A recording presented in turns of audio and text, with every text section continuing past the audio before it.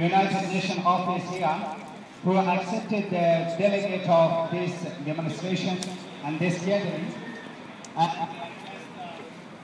2 minutes ago, this meeting has been finished, and the president of Australian Hazara Federation, Mr. Hussein Rizayat, will tell you something about this meeting, and he will give a report at what happened in this meeting, that our delegate was in the office.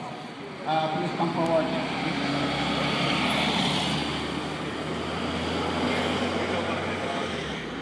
Once again, thank you very much for your attention, my fellow community member, friends, colleagues, and supporters.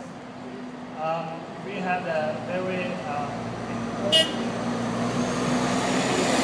director of the United Nations. We received some advice. It was very helpful. I will continue to report on dairy so more people would understand. Just formally, I would like to appreciate for the time that we have given and the information and advice that have provided by the director and their staff. دوستای ارجمند، خواهرها و برادران عزیز، جلسه بسیار سازنده و خوب را ما با نماینده کمیسیون عالی سازمان ملل متحد به اینجا داشتیم. نظام مشوره‌هایی داشتم و مشوره‌های من فکر می‌کنم سازنده. مشوره‌ای که اونا داشتن، اونا میگفتن شما وقتی قضیه قدر کلانه ما باور داریم این در واقع به سمت یک نسل کشی پیش می‌رود. وقتی که 10 سال است هر روز این کشتار ادامه پیدا می‌کنه و هر روز ابعاد او بیشتر میشه، ابعاد جنایت خشن‌تر میشه و روشن‌تر میشه.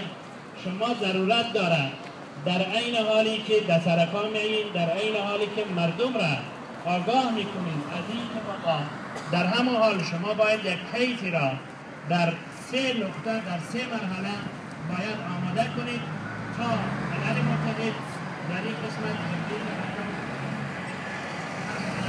اول شما باید یک کیسی را در همین موضوع با توجه به اتفاقاتی که داره میفته دفتر ملل متحد قسمت هیومن رایت یا حقوق بشرش عرضه کنید و از اونا بخواهید که با توجه به شواهدی که فعلا وجود دارد باید روی از این موضوع هیئتی موجود بیاید و یه هیئت روی از این قضیه کار بکنه.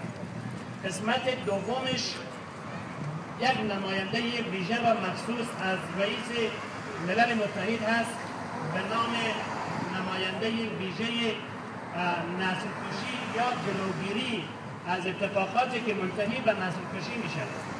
باید همین عریضه و همین استیتمنت به صورت مستند و مدلل به اونا فرستاده شود تا نماینده مخصوص ملل متحد به این قسمت کار بکنه، تحقیق بکنه و در خود کویته پاکستان اسناد جمع‌آوری بکنه و این را تا مرحله بالا پیش ببره و وظیفه‌ش و قسمت سومی است که تقریبا هر 3 سال یک بار کشورهای